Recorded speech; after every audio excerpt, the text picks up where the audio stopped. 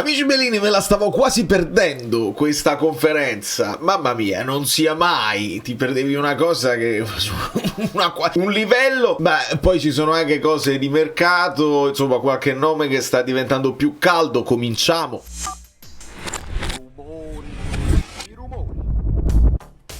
Immagina perdersi la domanda sulla barba.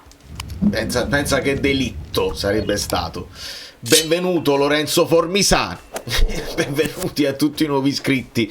Tutti i nuovi iscritti e i vecchi iscritti sarebbero capaci di domande un po' meno, insomma. Lasciate un like, perché poi c'è stata anche una domanda dai fan token, cioè i tifosi che hanno i fan token, che hanno la possibilità di fare una domanda, ed è più interessante quella e non le altre. Ma il ragazzo non te lo fai, è diventato subito il mio mito, perché sta bello là. A parte sembra che c'ha un accento romano, ed è interessante vedere anche i trascorsi di Milinkovic-Savic come giocatore, la carriera che ha fatto, il percorso. Mammaro Carmen, allora si comincia. Io poi ve lo metto come clip, perché lo dovete vedere, non basta se voi lo leggete. Uno dice sei arrivato nella piena maturità, praticamente siete due numeri uno, è una bella sfida per te, e quello lo guarda e dice come no, sarà sicuramente una bella sfida, punto, senza fiocchettini, senza le cose, sì io lavoro per eccetera eccetera. Poi gliele devono tirare le parole così, ma non vi dà soddisfazione. Ah, la dovete finire. È bellissima questa cosa qua e mi fa ridere, ma questo non porta poi gli amici giornalisti a migliorarle le domande, tranne in un caso,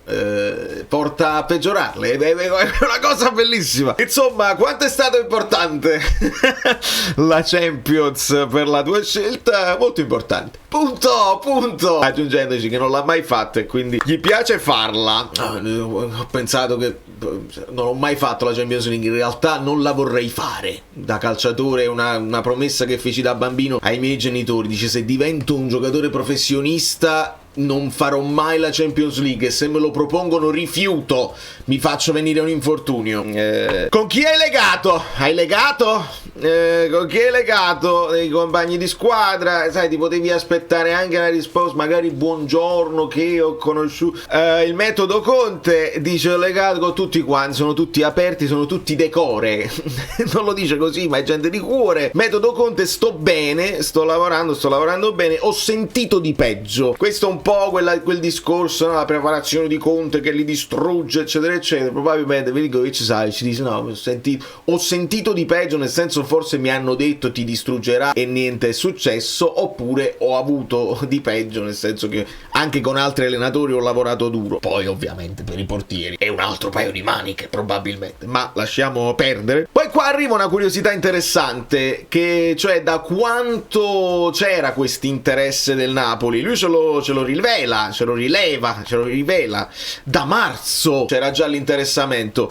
È interessante questa cosa qua, e secondo me può essere un metodo di lavoro importante che paga. Tu dimostri, lanci dei sassolini di interessi, poi non è detto che si faccia, però già metti un pensiero ad un giocatore che, se magari riceve altre offerte, dice: aspetta, però tengo anche la possibilità quella là, fammi vedere se ancora mi vogliono. Questa cosa mi piace.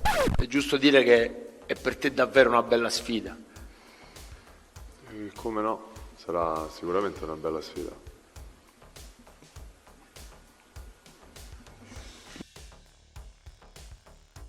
Quindi già da marzo Milinkovic-Savic pensava: ho la possibilità di andare al Napoli, e sei un pararigori, hai dato dei consigli ai tuoi compagni. No, nessun consiglio sui rigori, non abbiamo parlato eccetera eccetera. Qua c'è la domanda dei fan token, domanda semplice, carina, senza la voglia di essere il prossimo premio Pulitzer. Qual è la parata più importante della tua carriera? E tu fai scavare nella memoria e lui ci consegna, ci confida che la sua parata più importante in questo momento probabilmente è quella su Pulisic, sul rigore su Pulisic. Conte ti ha chiesto i lanci lunghi, il tuo giocare bene con i piedi? Mi ha chiesto di lavorare tanto e basta. Poi quando ti chiama Conte è difficile dire di no. Ti senti secondo portiere? Qua vedi come incalzano che Meret. No, non mi sento secondo portiere, non mi sento né primo né secondo, sono qua per lavorare, poi le scelte del mister e qua il calcese diventa al massimo della sua possibilità. Hai scelto Napoli perché? Perché mi hanno chiamate, cioè, perché il Napoli è il campione d'Italia, punto, andiamo avanti. Pregio e difetto, il tuo miglior difetto, il tuo peggior pregio. Non mi analizzo, non mi piace, fatelo voi. Qua è pure bella come risposta, perché di tanto voi mi troverete il pregio, mi troverete il difetto, e quindi lo lascio fare a voi. Se ne frega altamente Vanja Milinković-Savić, sta là con la sua birda. Dico birda perché it's a beard, not bird nel senso nel beard. Come si dice? Amore? I don't wanna say bird. Beard. So, beard. Poi Claudia insiste, però mettendoci Claudia Vivenzio, che è tornata, non faceva domande da un sacco di tempo, e ci mette almeno delle piccole curiosità. Io sarò bias perché forse c'è un'amicizia alle spalle, però è più interessante quando almeno ti dice il tuo idolo era Zlatan Ibrahimovic, hai cominciato giocando non in porta, poi hai detto io forse ero troppo pigro e sono finito in porta, ma avrai un idolo che poi un idolo tra i portieri che non sia Zlatan, perché oramai non ci azzecca più. E lui gli dice sì, mi pare che lo dissi in un'intervista col Torino, disse io poi c'è stato un periodo dove guardavo i video di Abbiati, e non mi chiedete il perché, perché guardavo i video di Abbiati, cioè non ti dice un Casillas, non ti dice un Neuer, un Donnarumma, questi portieri, Donnarumma troppo giovane, però quelli là, Oliver Kahn, no, Abbiati, è una cosa bellissima. Ma giocare con KDB, visto che ti trovi adesso a giocare con De Bruyne, non c'hai il rimpianto di non essere attaccante in modo tale che Kevin De Bruyne ti può fare un passaggio Mamma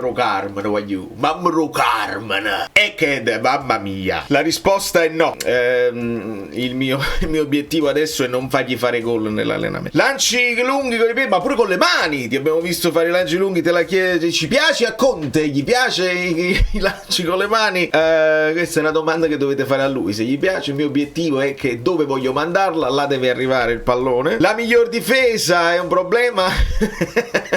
Nel senso, questa domanda poi si sviluppa meglio dopo, nel senso che la miglior difesa fa arrivare meno tiri in porta, e quindi il famoso discorso che chi prende più tiri magari si esalta. Ricordate Taglia la tela, voi che siete la nuova leva e non conoscete Taglia la tela. Prima lui risponde mi fanno un favore se arrivano meno tiri, non sento una pressione particolare, ma quindi nel tempo libero, visto che non vuoi rispondere, nel tempo libero che fai? Gioco con il cane, ma non fai qualche altro sport? Cioè proprio la domanda, ma giochiamo a padel o no?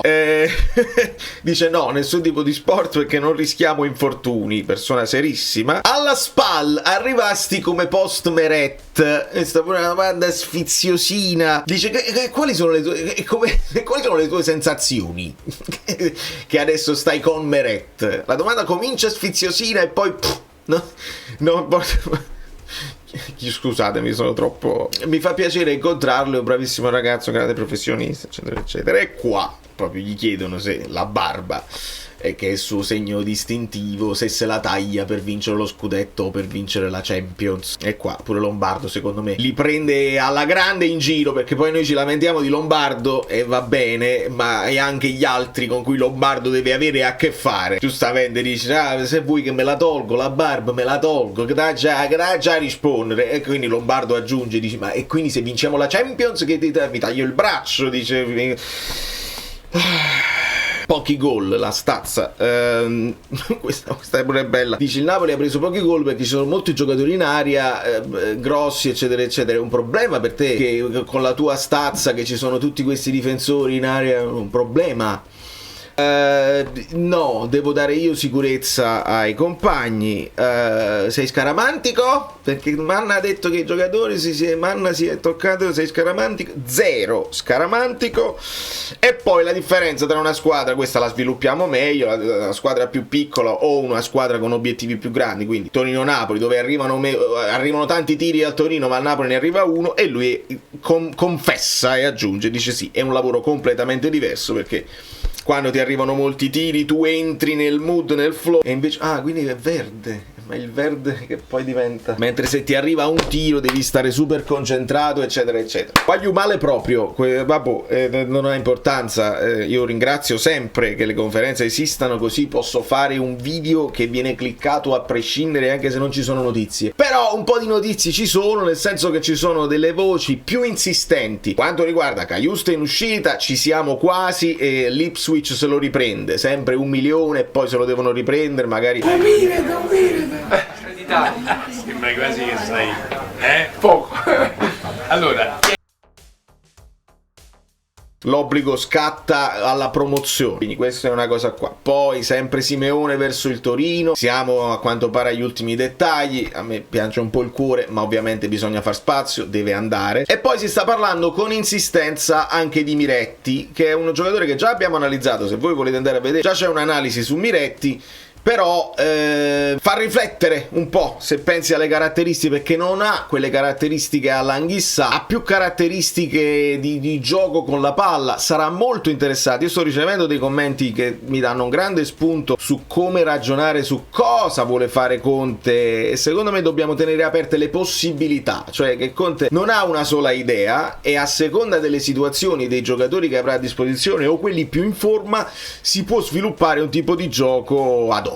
E quindi aggiungendo Miretti aggiungi un altro che sì, ce li ha i tempi di inserimento, ma non per andare a chiudere come un McTominay o come lo stesso Anghissà a livello fisico, così è più uno che te la porta la palla, che c'ha rifinitura, più un vice De Bruyne se vogliamo, però sarà interessante capire come li vuole. Poi i giocatori crescono anche, perché quello che ha fatto Anghissà l'ha aggiunto quest'anno Anghissà, quindi è interessante, è stimolante capire qual è l'idea. Su Gutierrez pare che stiamo ai dettagli, insomma, sulla clausola di rescissione, percentuale della rivendita, questi dettagli qua, quindi dovrebbe arrivare Gutierrez, potrebbe arrivare Miretti che è un under e quindi non entra nella lista, e quindi per Gutierrez deve uscire Mazzocchi, ricordiamolo. Simeone già ha liberato per esempio il posto per Beugam, quindi là non si libera niente, lo ripeto perché continuo a leggere gente molto confusa sulle liste, e quindi via Mazzocchi, entra Gutierrez e se può entrare Miretti a prescindere, e poi non c'è più spazio per nessuno, quindi Miretti potrebbe anche essere ragionato come esterno sinistro, insomma quel trequartista che si può allargare anche a sinistra, è una delle altre ipotesi per occupare quella casella in modo creativo, perché in questo momento questa è la situazione, possono entrare solo gli under, a meno che non esca Raspadori. Da New York Valerio Fluido è tutto, vi abbraccio e vi bacio, chiedo scusa se sono stato, però certe domande veramente ti fanno perdere la bussola.